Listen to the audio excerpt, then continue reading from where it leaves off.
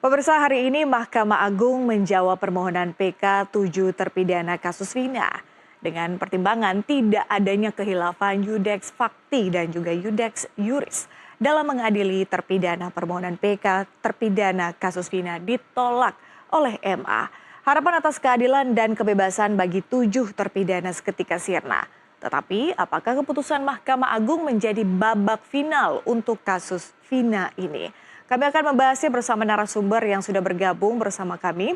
Ada kuasa hukum 7 terpidana kasus Vina, Jutek Bongso, mantan Kabareskrim Polri Susno Duaji, kemudian ada kuasa hukum Rudiana Elsa Syarif, dan juga hadir di studio ada pakar psikologi forensik Reza Indragiri. Selamat malam, atau selamat sore mungkin ya. Selamat sore Mas Reza, sore. Pak Susno, Bang Jutek, Bu Elsa, terima kasih sudah kembali bergabung di NTV Prime hari ini.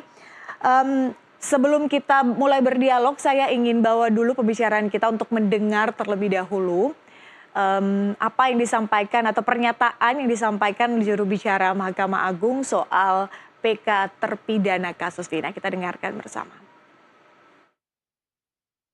Terhadap permohonan peninjauan kembali terpidana dalam perkara Vina Cirebon dapat disampaikan hal-hal sebagai berikut.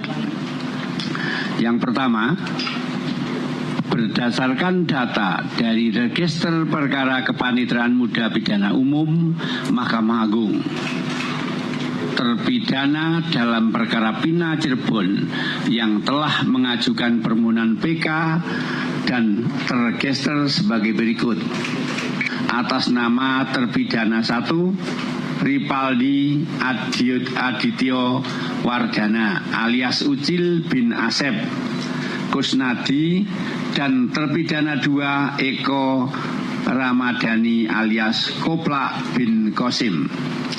B.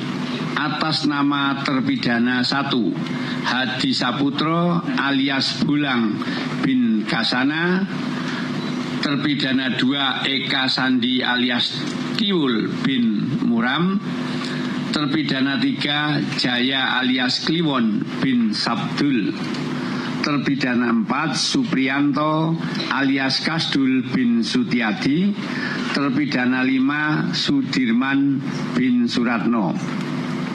C. Atas nama terpidana anak, berdasarkan keputusan Ketua Mahkamah Agung Republik Indonesia nomor 119 KMA SK/7/2013 tentang penetapan Hari Musyawarah dan ucapan pada Mahkamah Agung Republik Indonesia, maka telah dilaksanakan musyawarah dan pembacaan putusan pada hari Senin tanggal 16 Desember 2024 dengan putusan yang pada pokoknya menolak permohonan peninjauan kembali para terpidana. Pertimbangan Majelis Hakim dalam menolak permohonan PK tersebut antara lain tidak terdapat kekhilafan Iudex Facti dan Iudex Iuris dalam mengadili para terpidana, dan bukti baru atau novum yang diajukan oleh terpidana bukan merupakan bukti baru sebagaimana ditentukan dalam pasal 263 ayat 2 huruf A KUHP. Baik, saya ingin mulai dialog kali ini kepada Bang Jutek tentu sebagai kuasa hukum terpidana. Bang Jutek, ketika Anda mendengar kemudian usaha Anda bisa disebutkan dibatalkanlah oleh Mahkamah Agung, PK-nya ditolak oleh Mahkamah Agung, padahal perjalanan ini sudah lumayan panjang kita ikuti bersama. Apa yang terbenak dalam pikiran Anda ketika pertama kali mendengar bahwa PK yang Anda ajukan ditolak? Ini Pak Patricia, pertama-tama tentu sebagai insan hukum, saya mesti katakan apa yang sudah diputuskan oleh Mahkamah Agung. Kami sebagai kuasa hukum dan penasihat hukum daripada 7 terpidana, kami hargai putusan pertimbangan Mahkamah Agung. Ya, suka tidak suka kami harus akui. Ya, langkah-langkah hukum tentu kami juga akan tempuh secara konstitusional yang dimungkinkan dalam sistem hukum negara Republik Republik Indonesia. Itu yang pertama. Yang kedua, hati kami mungkin secara keadilan, kemanusiaan tersentuh ya dengan melukailah ya rasa keadilan masyarakat. Tentu kami juga selaku penasihat hukum daripada 7 terpidana, kami sudah berusaha untuk melakukan yang terbaik. Kalau Mahkamah Agung tetap itu mengatakan itu bukan novum, kami juga aneh ya. Bagi kita masyarakat umum ya, nggak usah terlalu sulit jelimet kita berpikir dengan ekstraksi handphone percakapan Widi dan Vina. Itu 2 minggu selama persidangan itu berlangsung, kami tahan seorang ahli IT untuk mengekstraksinya, untuk menghadirkan, membuktikan bahwa ada pertimbangan yang tidak dipertimbangkan. Ya, ada bukti yang tidak dipertimbangkan, ada bukti baru yang kami temukan menguatkan, ya, bahwa itu dikatakan bukan fakta keadaan baru, kami bingung ya di mana. Kemudian di dalam dakwaannya itu adalah adanya pembunuhan, ya, mereka ini didakwa pembunuhan. Ada saksi yang mengatakan melihat malam itu bahwa terjadi kecelakaan, ya, saksi itu memberikan kesaksian di bawah sumpah, ya. Mereka didakwa pembunuhan. Apakah itu bukan keadaan baru, ya, atau itu bukan sesuatu yang patut untuk menjadi pertimbangan? Itu juga kami pertanyakan. Belum lagi dengan banyak faktor ya, seperti yang sangat miris buat kami. Kami membuktikan dari awal mereka ini tidak pernah didampingi oleh penasihat hukum. Ya, sesuai dengan KUHP di atas tuntutan 5 tahun ya, bahwa mereka itu wajib untuk didampingi ya. Ini prinsip Miranda Rules ya. Prinsip Miranda Rules ini dilanggar nyata-nyata, dan banyak ya jurisprudensi Mahkamah Agung yang membatalkan putusan ya yang tingkat kedua dan bahkan kasasi terhadap pidana-pidana yang lain ya. Ini jelas-jelas kami bisa buktikan mereka tidak didampingi oleh penasihat hukum, ini pun tidak dipertimbangkan. Itu sebabnya kami belum banyak mau berkomentar sampai kami mendapatkan salinan putusannya. Lalu kami baru akan mengambil langkah-langkah yang akan dilakukan lah. Hari ini kami bertemu dengan keluarga para terpidana, kami menenangkan mereka. Kami bertemu tadi, berkunjung ke Lapas Kesambi, Cirebon, untuk bertemu dengan 7 terpidana, kami kuatkan mereka. Secara manusia mereka terluka, frustasi, putus asa, penuh dengan tangisan di dalam lapas. Ya, kami pun ya menenangkan mereka. Kami tanyakan ya beberapa hal itu yang nanti akan menjadi langkah hukum kami. Satu hal Mbak Patricia, kami tanyakan tadi di lapas kepada 7 terpidana bahwa kami sampaikan ada beberapa langkah hukum yang dimungkinkan konstitusi kita, mulai dari gerasi, mulai dari abolisi, mulai sampai kepada amnesti, sampai kepada jalur PK2, PK3. Kami sampaikan konsekuensinya kalau gerasi mereka harus mengakui perbuatannya, ya, bahwa mengakui adanya pembunuhan ini, baru memohon ampun, meminta pengampunan kepada presiden lewat presiden gerasi, minta diampuni. Mereka jelas-jelas sampaikan sampai 2 kali tadi saya tanyakan kepada mereka untuk memastikan. Mereka jawab kalau itu yang harus dilakukan, bahwa mereka harus dulu mengakui bahwa mereka melakukan pembunuhan, mereka tidak bersedia. Mereka katakan lebih bagus kami mati dan menjalani pidana ini sampai mati, sampai busuk di dalam penjara. 2 kali kami tanyakan, jadi mereka tidak mau kalau langkah yang kami ambil itu nanti adalah mengharuskan mereka mengakui perbuatannya. Karena mereka sampai hari ini bersikuku dan tetap mengatakan mereka bukan pelakunya dan tidak melakukan pembunuhan. Bang Jutek, gitu, salinan MA infonya dapatnya kapan? Besok tim akan datang ke Mahkamah Agung, kami akan secepat mungkin bekerja, ya, kami akan rapat tim, ya, akan rapat, kami akan menentukan langkah-langkah hukum, ya, kami akan memohon audiensi mungkin dengan DPR RI, kami akan audiensi nanti dengan Kapolri, kami akan audiensi nanti dengan beberapa Menko yang membidangi, Menko Hukum, HAM, dan Imigrasi, kemudian kami akan audiensi mungkin dengan Menko Polhukam, ya, nanti kami akan audiensi mungkin memohon waktu Bapak Presiden Republik Indonesia. Kami akan bercoba lah mengambil langkah-langkah jalur di luar hukum. Kami akan konsultasi, menyampaikan fakta yang ada. Mudah-mudahan ya ada jalan.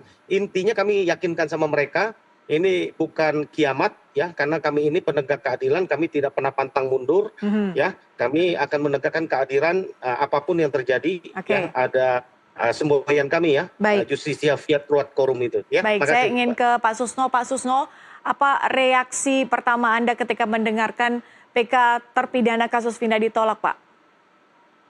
Pertama saya berduka cita ya. Saya berduka cita, saya kaget.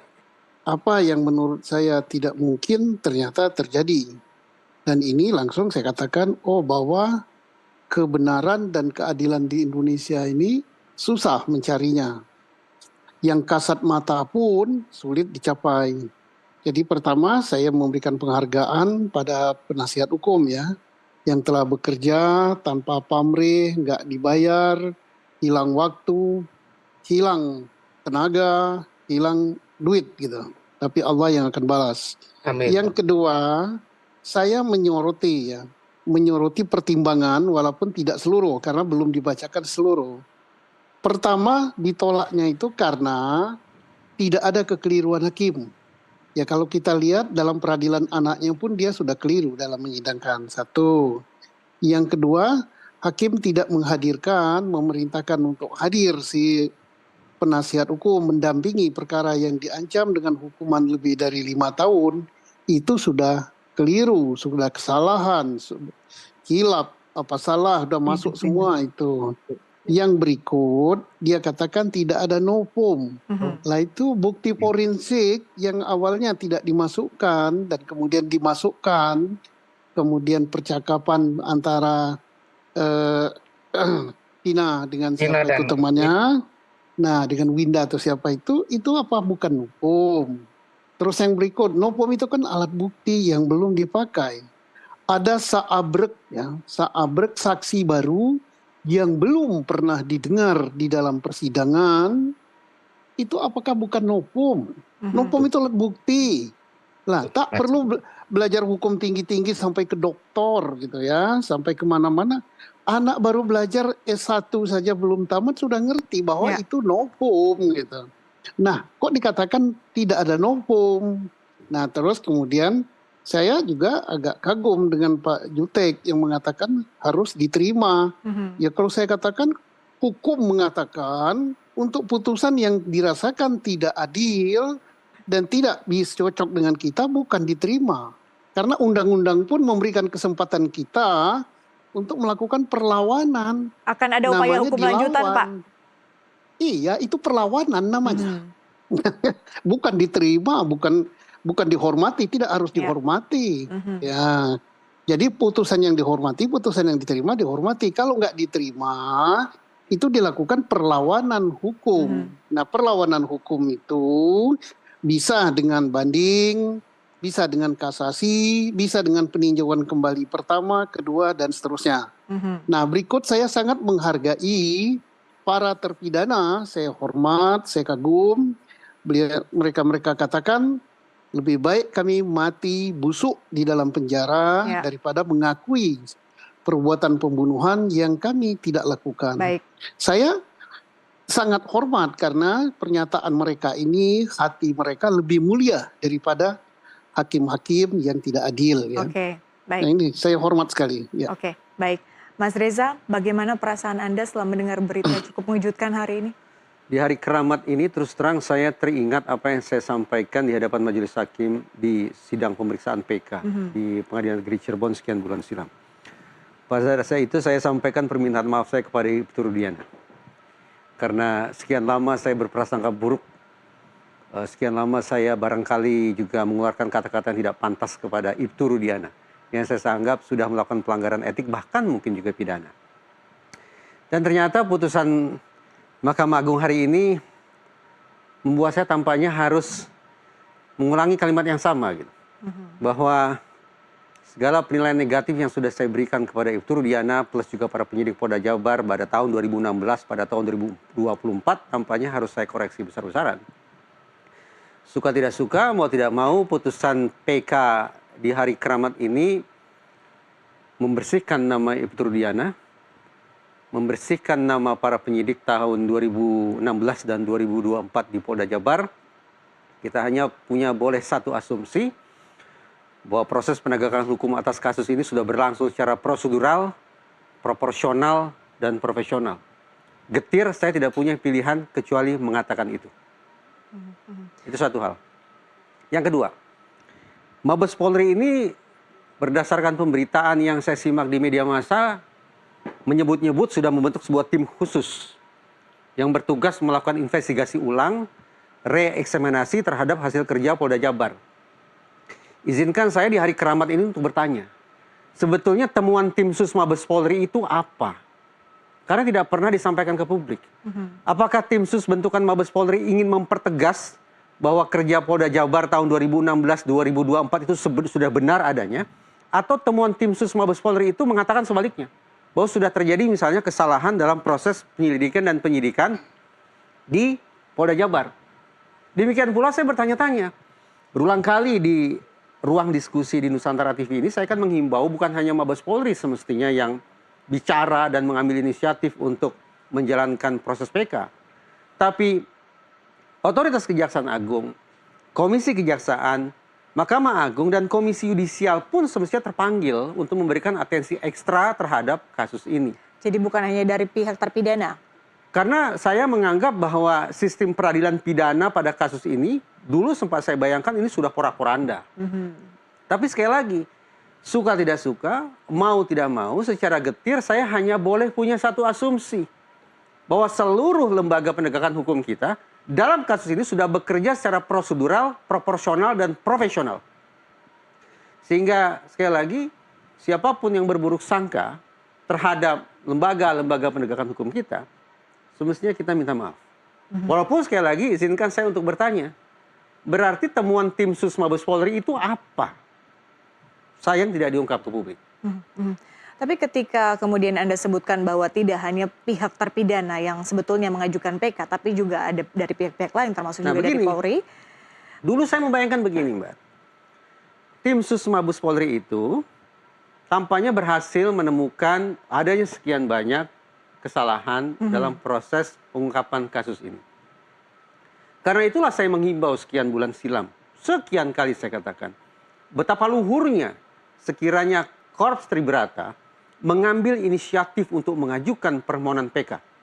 Tapi jadi kalau selama ini saja mereka pasif, bagaimana kita bisa berharap? Makanya di kesempatan ini saya bertanya, sebetulnya hasil kerja tim sus Mabes Polri itu apa? Mengoreksikah? Atau justru mempertegas bahwa kerja Polda Jabar sudah benar adanya. Jadi saya meminta penjelasan tentang titik hulu, tentang apa yang sudah dikerjakan oleh tim sus Mabes Polri. Ingat, saya katakan dalam setiap pengungkapan kasus, ada 4 indikator bahwa ini patut dinilai sudah tepat atau tidak. Pertama, tuntas atau tidak. 2, menyeluruh atau parsial. 3, objektif atau tidak. Objektif dalam pengertian apakah sudah sesuai ketentuan dan apakah sudah sesuai dengan kaidah saintifik. Plus yang keempat, yaitu transparan. Dalam konteks yang keempat inilah saya pertanyakan transparansinya. Yaitu Mabes Polri, saya tanya ulang, hasil kerja tim sus Mabes Polri itu apa yang tidak terungkap. Oke, baik. Saya ingin beri kesempatan dulu kepada Bu Elsa untuk menanggapi PK terpidana yang ditolak. Bu Elsa, dari Anda sebagai kuasa hukum Pak Rudiana, bagaimana Anda menanggapi soal hasil PK yang diajukan kemudian ditolak oleh MA? Ya, saya berulang kali mengatakan bahwa saya yakin PK akan ditolak. Ya, karena berdasarkan hukum dan pengalaman saya sebagai lawyer 40 tahun rutin saya memegang kasus pidana. Kemudian saya berulang kali mengatakan bahwa namanya novum bukan asal di bawah sumpah bahwa itu udah benar. Kemudian harus diverifikasi, di audit dan divalidasi dengan bukti-bukti yang lain. Dan itu hanya bisa nanti dilakukan di kepolisian dan diajukan.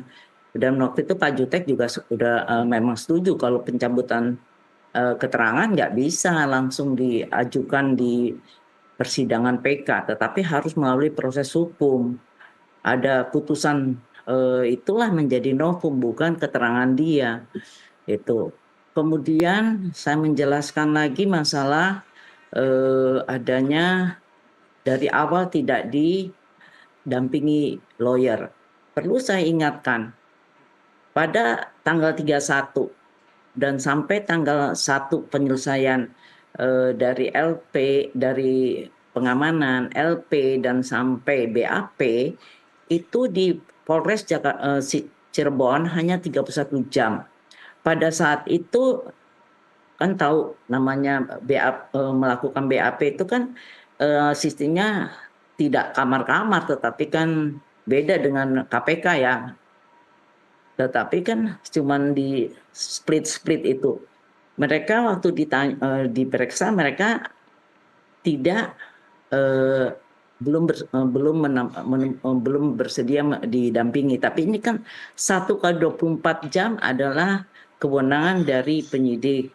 Dan yang pasti itu berderet-deret itu 8 orang itu, yang jelas Saka Tatal didampingi oleh ibunya, didampingi oleh ibunya, tantenya, dan kakeknya. Dan itu kalau misalnya ada penyiksaan, itu pasti kedengaran. Ini orang satu ruangan kecil kok, saya udah lihat di Polres Cirebon itu. Ya. Jadi 31, tunggu dulu, saya ini 3 orang lawan sendiri ya, saya harus jelasin untuk menjawab semuanya, Patrick. Kami ya, sedang tidak ingin melawan Anda, Bu. Kami hanya memberikan kesempatan untuk Anda menyampaikan aspirasi. Saya tidak ada perlawanan. Ya. Harus nggak ada lawan, Bu. Saya juga tidak ada lawan. Kami tidak dalam posisi untuk melawan Bu Elsa. Ya, silakan, Bu. Saya nimba ilmu juga, Bu. Bukan lawan saya, Bu. Saya memang bukan lawan, cuman saya bilang tunggu dulu. Keterangan yang 3 dari narsum harus saya jawab 3-tiganya supaya publik mendengarnya dengan baik. Dan kemudian surat kuasa yang udah ditandatangan dan saya melihat buktinya itu tanggal 2 September. Dan tanggal 2 September itu sudah diperintahkan pindah ke Polda Jabar. Dan kemudian tanggal 2 itu juga 7 terpidana ini sudah didampingi oleh Pak Yogi kalau nggak salah, mantan polisi juga. Dan kemudian kan Saka Tatal langsung didampingi oleh Pak Samsudin ya. dan Bu Titin. Jadi tidak benar kalau tidak didampingi. Dan kemudian masalah ekstraksi. Ya. Nah, ekstraksi itu juga sudah saya bahas. Ekstraksi, mungkin saya perlu beritahu bahwa saya membuat amicus curiae ya atas PK-nya Saka Tatal dan atas PK-nya 7 terpidana. Kalau membaca amicus curiae baru bisa jelas mengapa permohonan PK itu ditolak. Itu ekstraksi pada jam 20.20 itu masih ada komunikasi tentang mau beli makanan segala rupa. Terus setelah jam 20 itu stop dan kemudian ada SMS dari HP-nya Vina itu ini sapa. Jadi tidak nyambung. Jadi diperkirakan itu adalah si terpidana sendiri yang melakukan. Bu Elsa, mohon maaf, kita akan bahas lebih lanjut tadi soal pertimbangan MA, termasuk juga dengan novum yang dianggap bukanlah sebuah bukti baru. Kita akan bahas, tapi kita harus jeda terlebih dahulu, Bu. Kita harus azan maghrib, kita kembali usai jeda. Pemirsa tetaplah di NTV Prime.